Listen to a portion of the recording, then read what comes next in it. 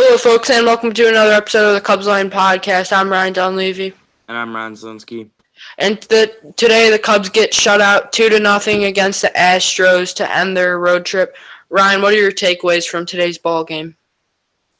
I mean, you lost the game 1 home run, right? A couple of questionable decisions down the line, but JMO did fine. Like he threw a lot of pitches in a little inning, but I mean, they, I mean, you gotta win when you give up 1 home run.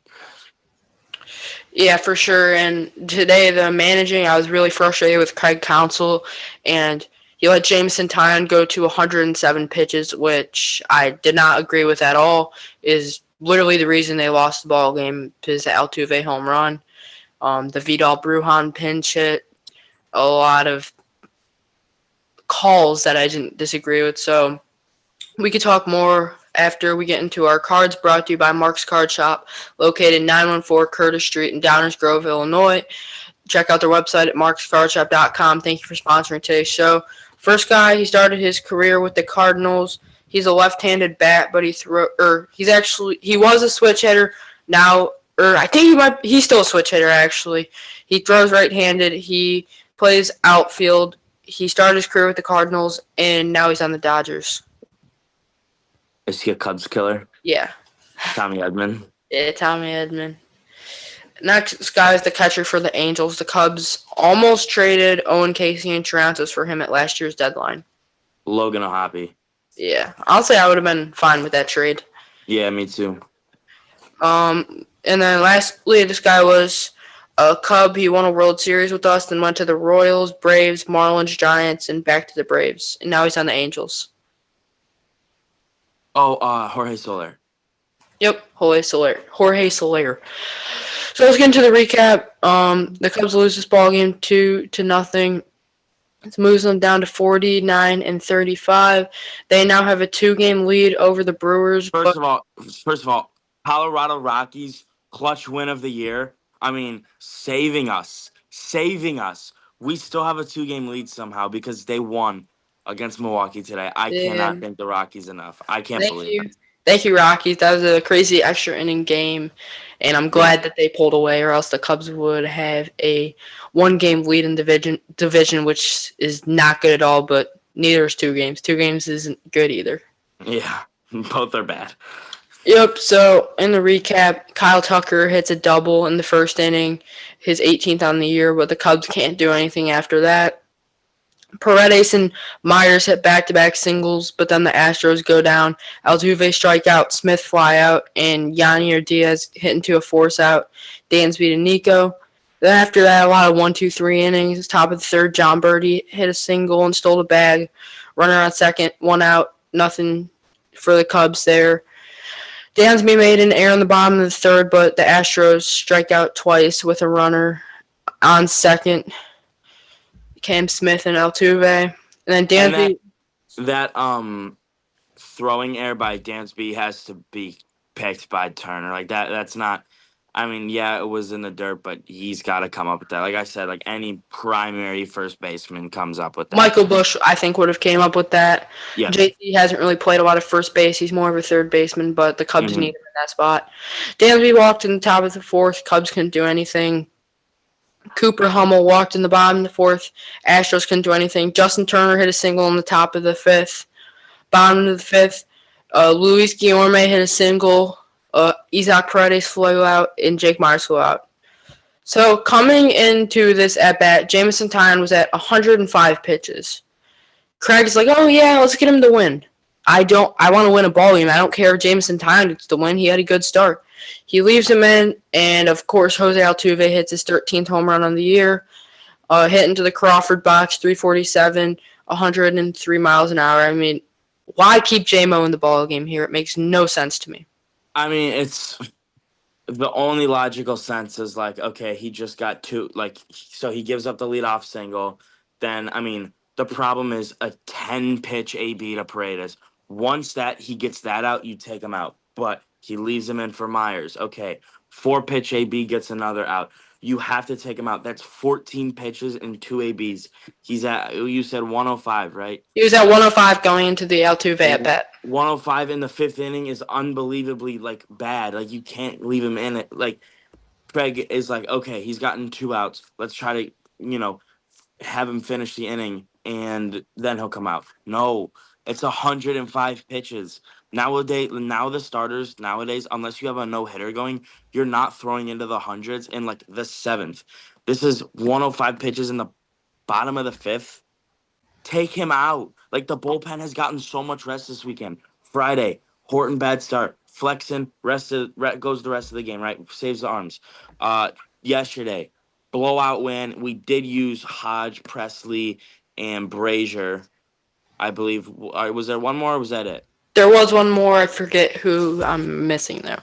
But like still, like they just threw 1 inning. Like they're fresh, they're ready to go, and you don't use them. This was the perfect game. Like your bullpen got rest 2 back-to-back days. This was the perfect game to have like Tyon go 4 1/3, and then your bullpen goes the rest of the way. Why keep him in? Like that's just so stupid of Craig, and it cost them the game. Like it just makes I no don't sense. understand it. They should have taken Jameson Tyon, and then after that, Brazier gets a strikeout. Obviously, terrible. And then Brazier pitches the next, gets out of it. Carson Kelly hits a double. Nico Horner hits a single. So you got runners on first and third. And then that's when Framber Valdez comes out of the game, and they bring in Brian Abreu. They pinch hit Michael Busch for Justin Turner. I do agree with this because it was a righty-righty matchup.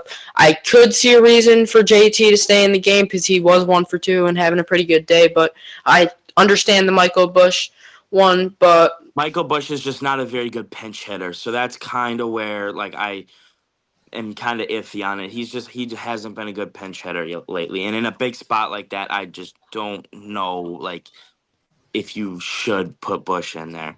honestly, Justin Turner's more experienced. I'm bunting him. Runners on second and third, 1 out. Base hit ties the game, right? Base hit ties the game, or get a sack fly, get on the board. Like even if they would have got 1 and got on the board, I'm fine with that. And then probably the worst move I've seen in the past 2 to 3 years for the Cubs. They pinch hit Vidal Brujan. Vidal Brujan right now is hitting. Hold up, sorry, it's loading.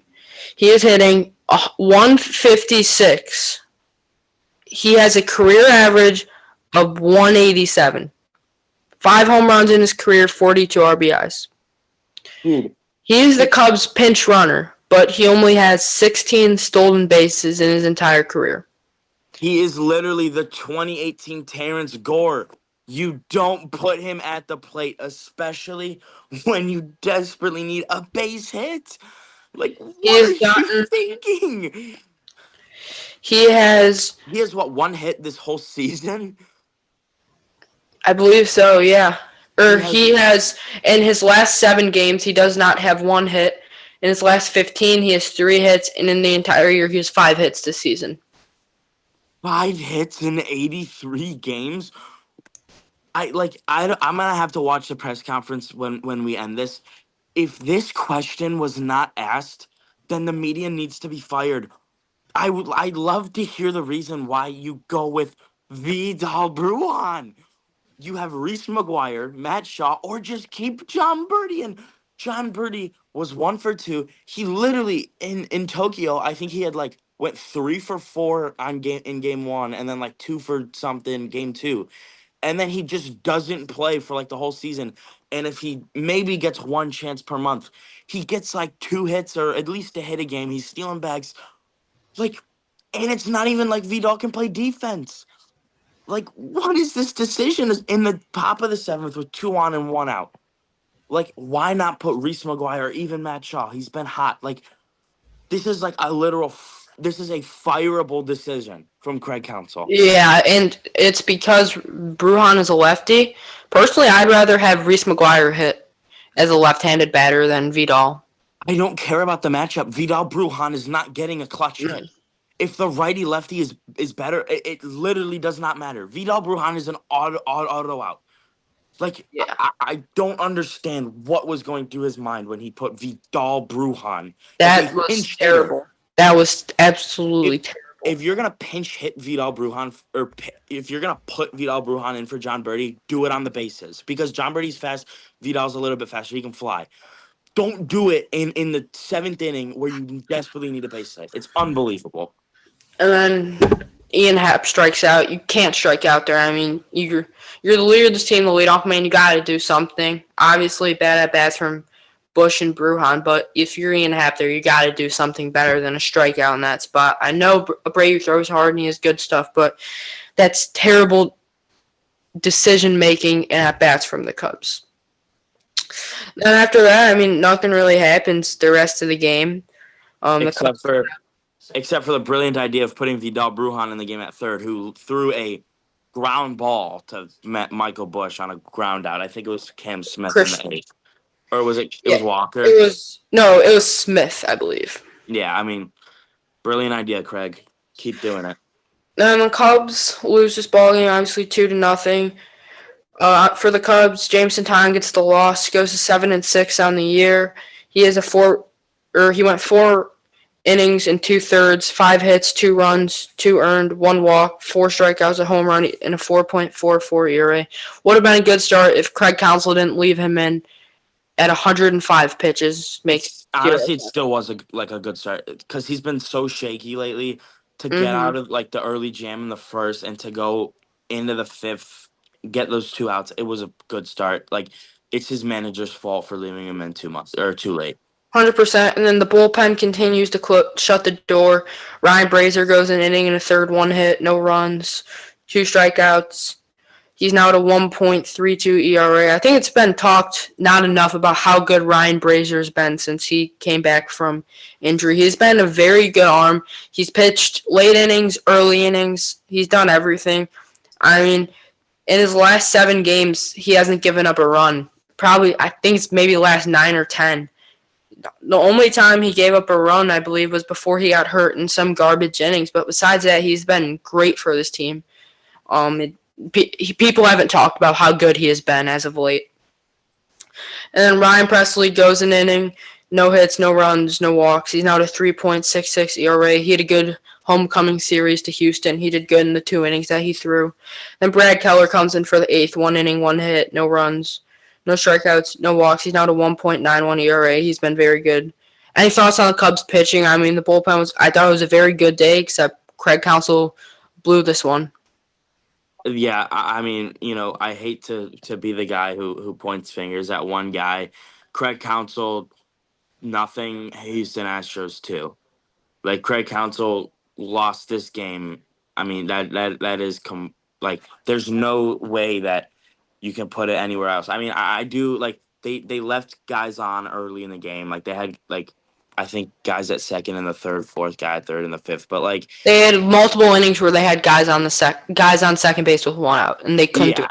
Yeah. So I mean, I'll lessen the blow right there, but you didn't take your pitcher out when clearly he had enough. Right, 105 pitches, not even through 5 innings, and then again, Vidal Brujan in the clutchest at bat of the game, a chance to break the game open, take the lead, and shut him out to win this series on the road, to kind of be all right, we're back, the wheels are going again. 50th win on the year too. 50-34 walk out of Houston, a tough place to play with a series win.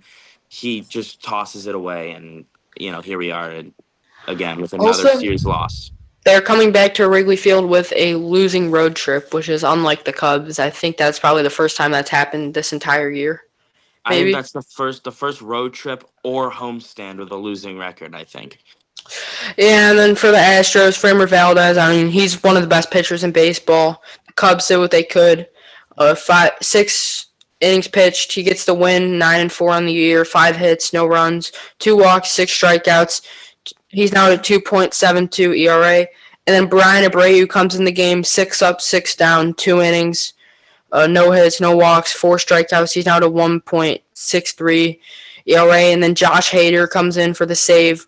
1 inning, 3 up, 3 down, 1 strikeout. He's now at a 1.67 ERA. That was Abreu's 20th hold and Hader's 23rd save. Anything on the Astros pitching? I know I don't really got much, except Framber Valdez is very good.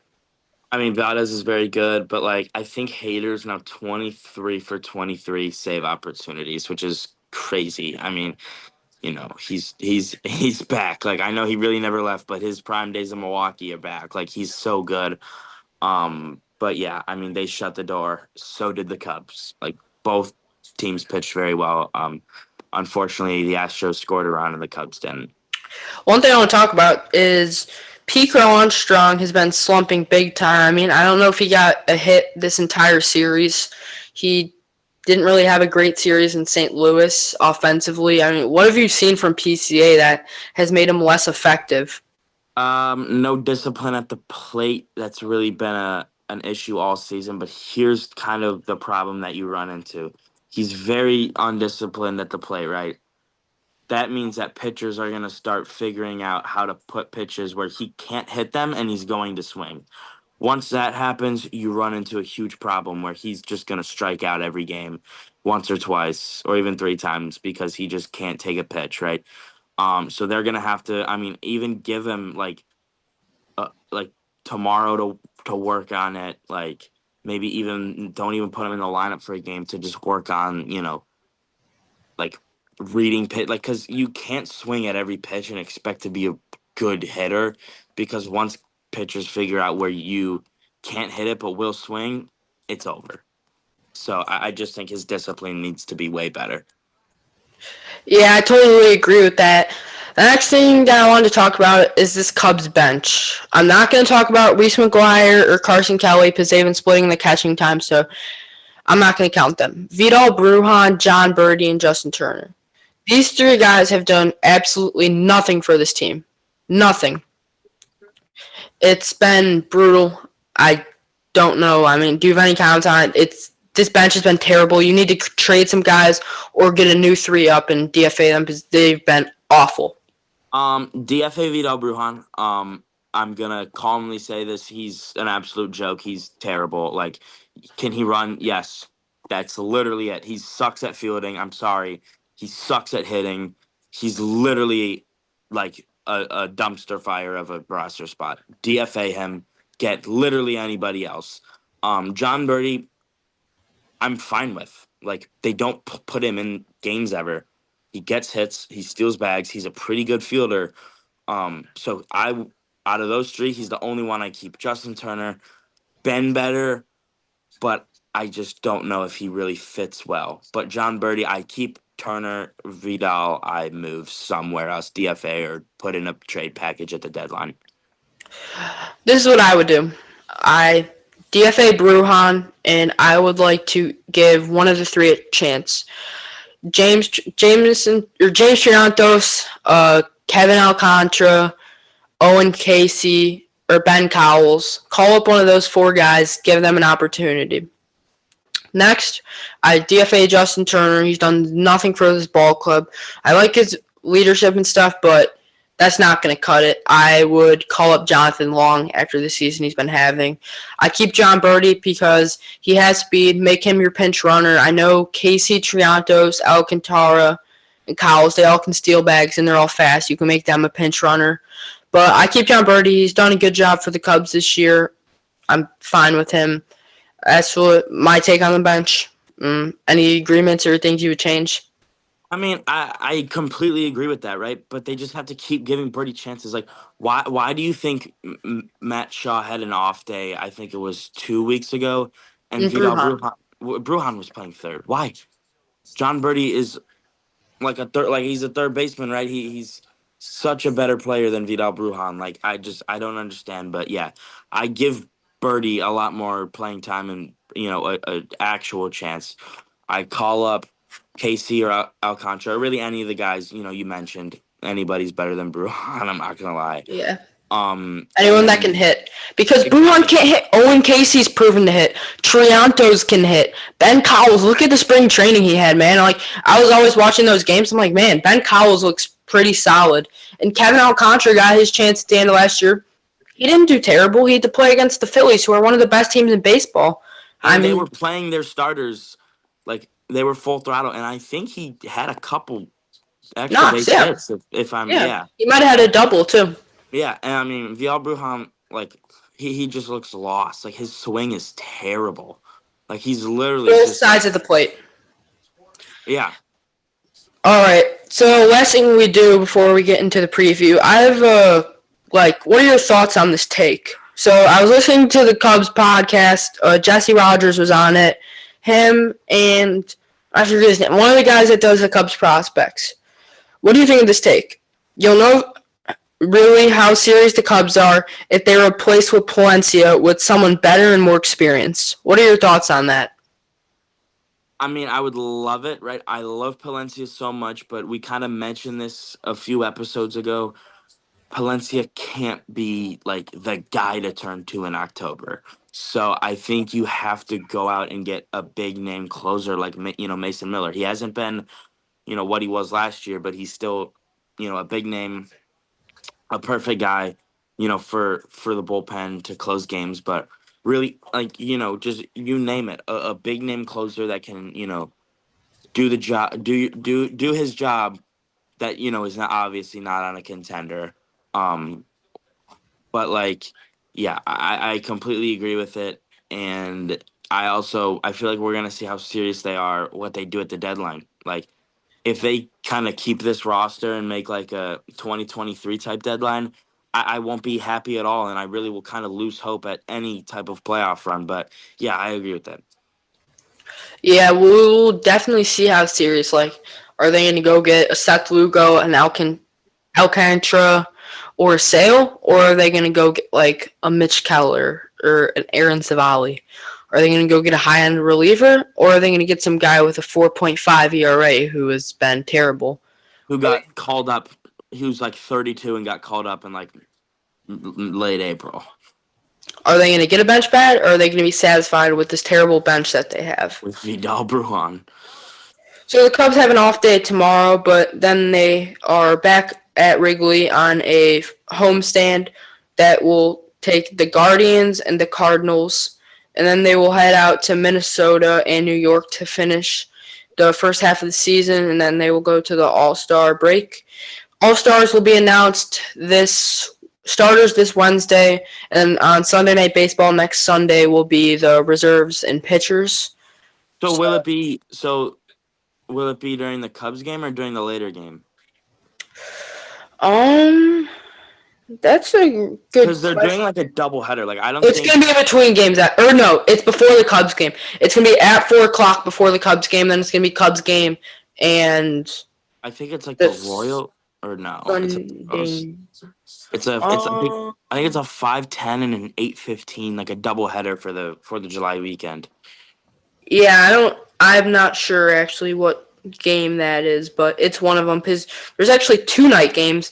There's the Giants versus the A's and the Rangers versus the Padres. So I'm not sure if either of them will be on ESPN or if it's just the Cubs game on ESPN. But if so, it'll be before the Cubs game regardless. I will be going to the game Friday, July 4th at Wrigley. I'm excited for that. Ryan, I know you're going on Wednesday, so we'll have 2 vlogs coming out for you guys this week. Excited for that. So we'll get into the series preview for Game 1. For the Cubs, or for the Guardians, we'll start off first. Gavin Williams on the mound.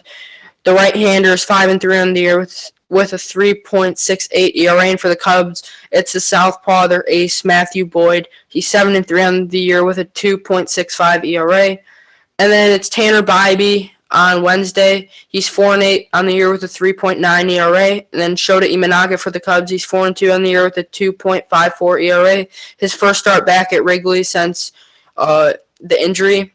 And then in the series finale, it's Luis Ortiz for the Guardians. He's 4-9 on the year with a 4.36 ERA. And for the Cubs, it's Cade Horton. He's 3-2 on the year with a 4.8 ERA. Ryan, what's your favorite matchup?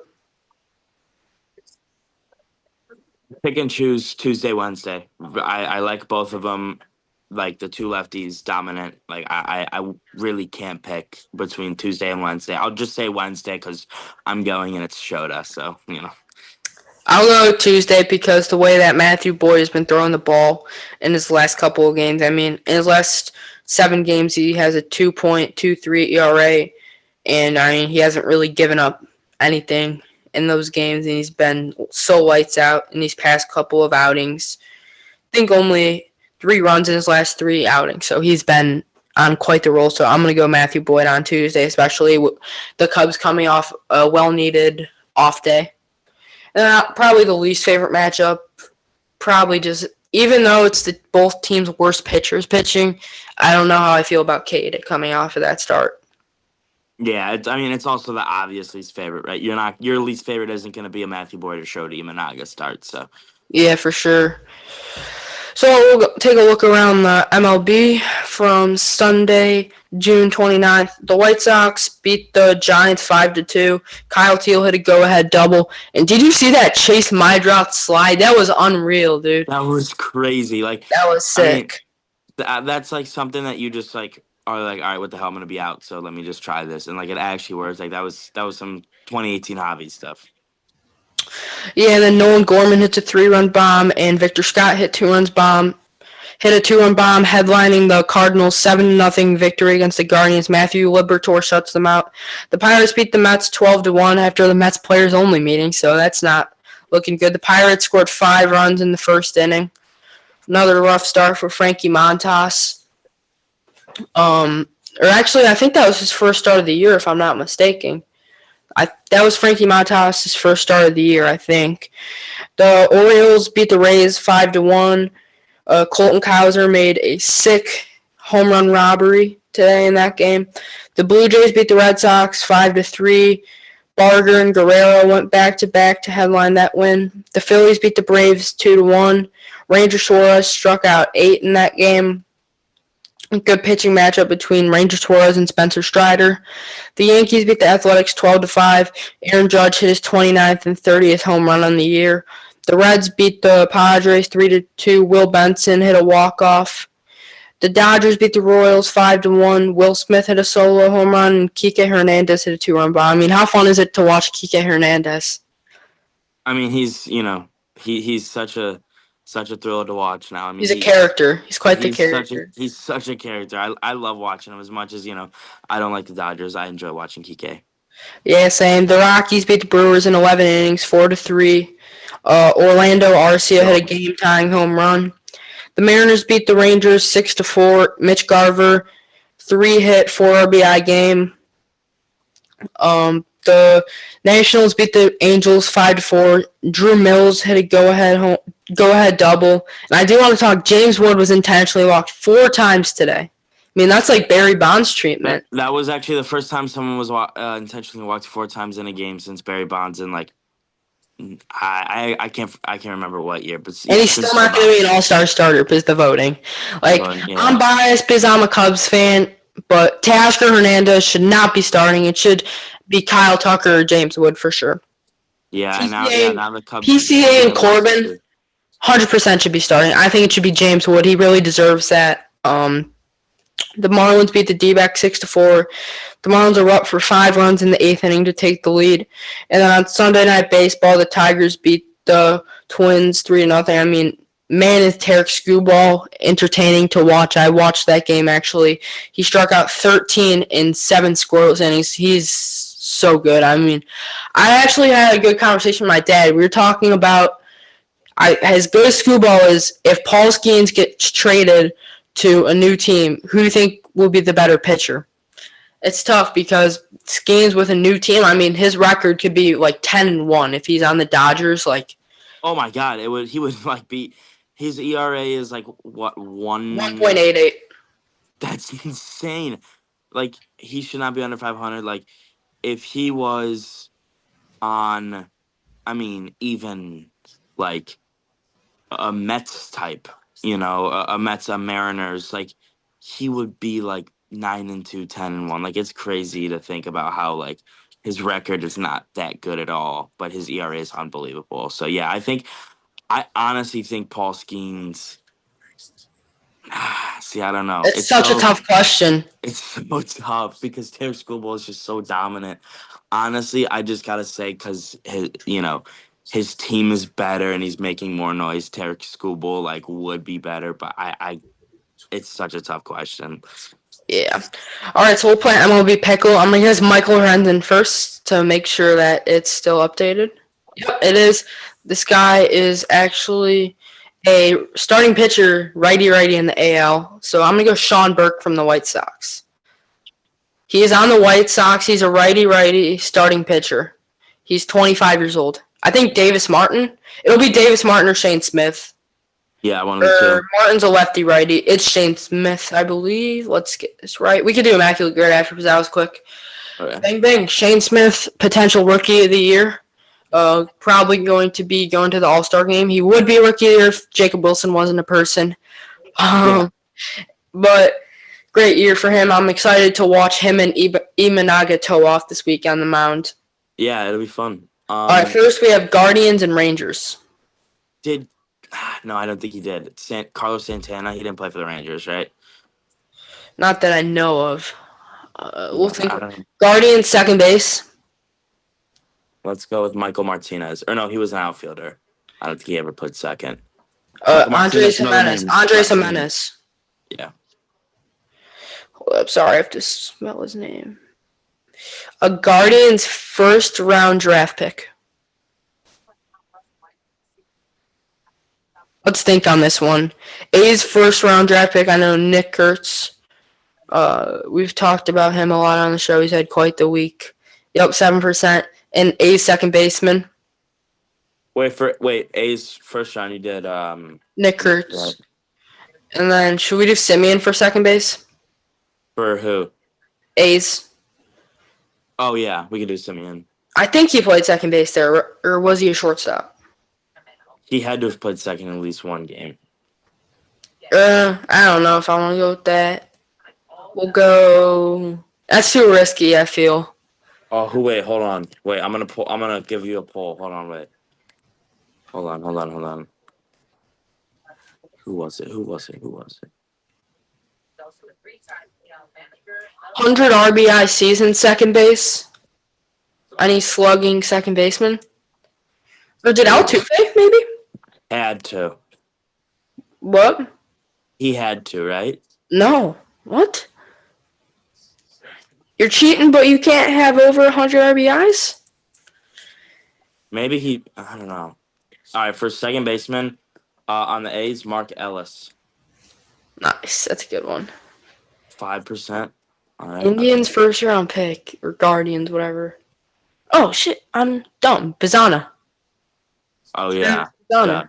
He was the number one pick in, I believe, last year's draft. So, Mark Ellis. We got to get this 100 RBI one. This is making me mad. Mark Ellis, and then Travis Pizzana. Texas Rangers, 100 RBIs. Or Pizzana's not on there. Pizzana's not on there because he's never played an MLB game. Was Lindor? Lindor? Oh, no, because he's international, so he can't be a pick. Yeah. I'm trying to go through their roster almost like. 100 RBIs, Texas Rangers, Adrian Beltre. It's a good one. 8% there. I want to get these two teams, though. Guardians, Rangers, A's. Did AJ Puck, maybe? Or no, he didn't play for them. Oh, Simeon. What the heck? Oh, boy. That was just right there. Yeah, Marcus Simeon. Cleveland Indians and Texas Rangers.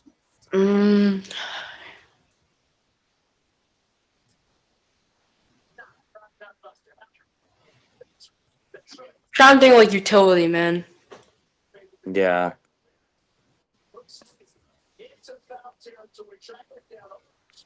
You want to skip that one for now?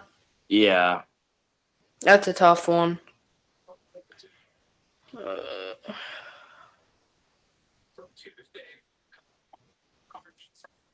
Oh, you know who we... Oh, wait, no, never mind. Because there's no Indians, A's.